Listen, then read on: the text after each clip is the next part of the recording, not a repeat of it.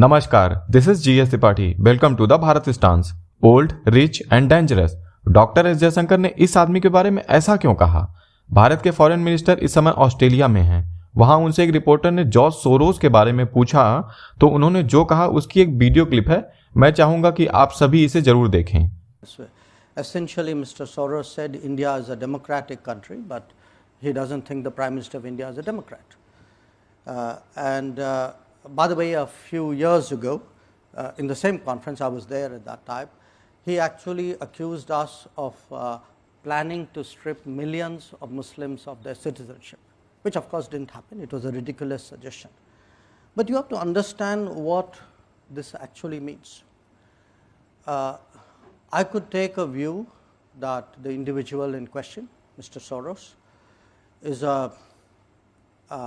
old, rich, opinionated person sitting in New York who still thinks that his views should determine how the entire world works. Now, if I could only stop at old, rich and opinionated, I would put it away. But he is old, rich, opinionated and dangerous. It really amazes me that how effortlessly he makes Bharat stance clear and loud. इसे देखकर आपके मन में एक सवाल आ रहा होगा कि आखिर जॉर्ज सोरोस ने ऐसा क्या कह दिया कि भारत के foreign minister doctor S Jaishankar को इस पे रिएक्ट करना पड़ा। तो इस क्लिप को देखिए। India is an interesting case. It's a democracy, but its leader Narendra Modi is no Democrat. Inciting violence against Muslims was an important factor in his meteoric rise. I may be naive, but I expect a democratic revival in India. इनके according Bharat तो एक democracy है, लेकिन भारतीयों के द्वारा elected government का prime minister democratic नहीं है। ये चाहते हैं कि इस people's elected Narendra Modi led government को फोर्सफुली हटा दिया जाए, just because he wants to do so. और ऐसा नहीं है कि जॉर्ज सोरोस ने भारत के बारे में ऐसा पहली बार कुछ कहा हो। उन्होंने 2020 में सीए के टाइम पे भी कहा था कि भारत का elected Narendra Modi led government Bharat को हिंदू स्टेट बना रहा है। Nationalism, far from being reversed, made further headway. The biggest and most frightening setback occurred in India, where the democratically elected Narendra Modi created a Hindu nationalist state, imposing punitive measures on Kashmir, a semi-autonomous Muslim region, and threatening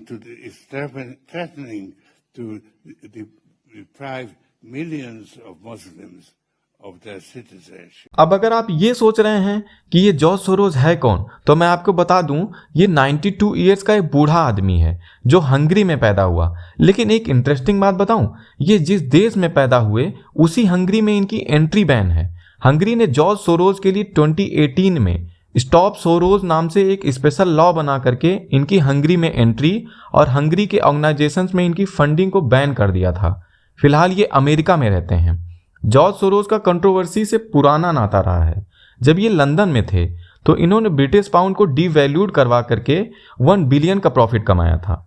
this is the main reason he is known as the man who broke the Bank of England. Bloomberg के according George Soros की net worth $8.5 billion है।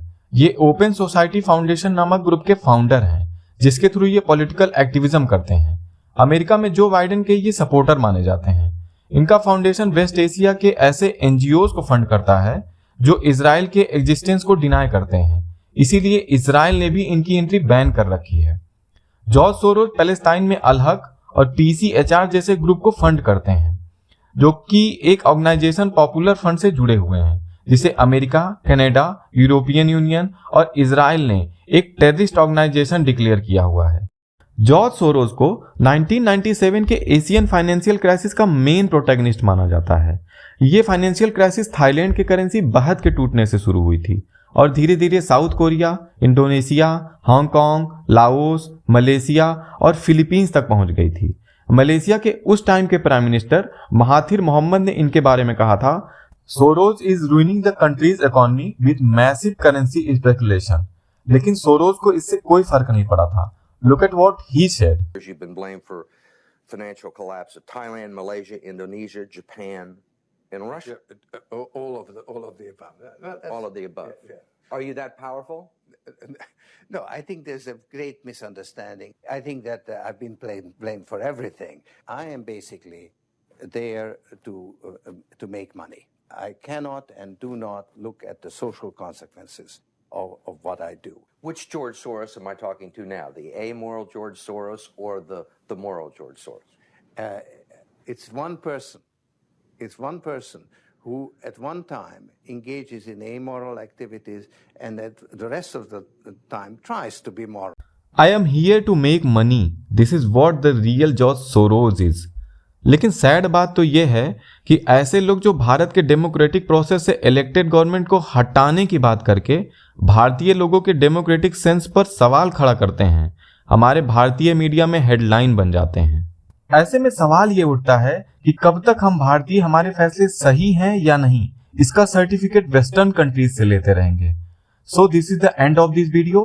What do you think about this whole issue? Do let me know your thoughts in the comment section. Feel free to comment. Thanks for watching.